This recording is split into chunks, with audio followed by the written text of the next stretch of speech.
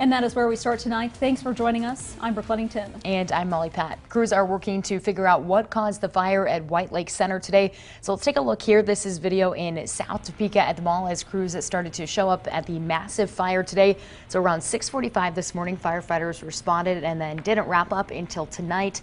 The city of Topeka condemned the building in August. That's located at 37th and South Topeka Boulevard.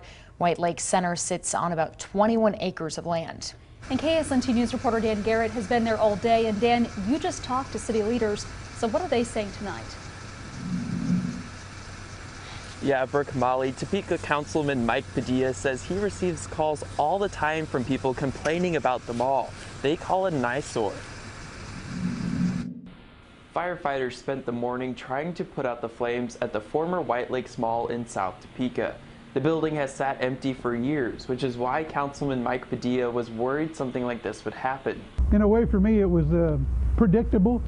I constantly was worried about what was going to happen to that property when it was being so open and people coming and going, that the potential for somebody to get hurt or for a fire to get started, and here we are with the fire.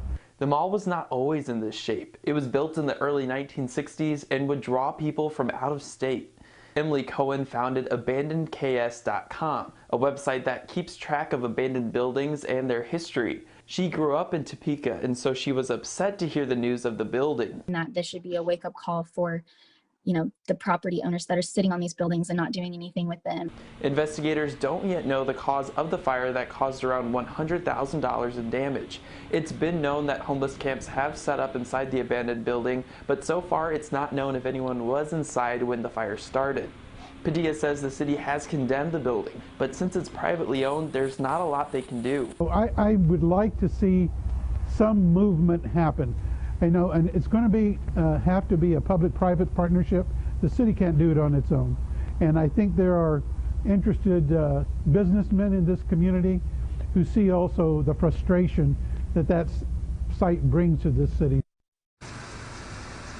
Investigators are still not exactly sure what started the fire here, and they're asking anyone with information to please call Crime Stoppers.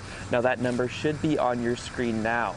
Live in South Topeka, Dan Garrett, KSNT News. All right, Dan, thank you for breaking that down for us.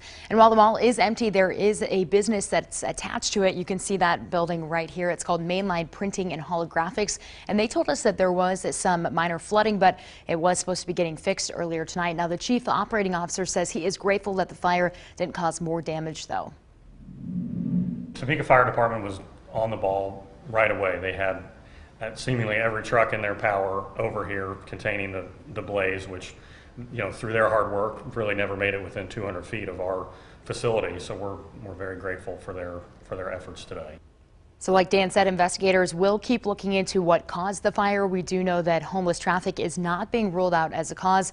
There were no working smoke detectors in the mall. So again, if anybody has any information about the fire, you're being asked to call Crime Stoppers. And we do have more pictures and video of the mall and today's fire at KSNT.com.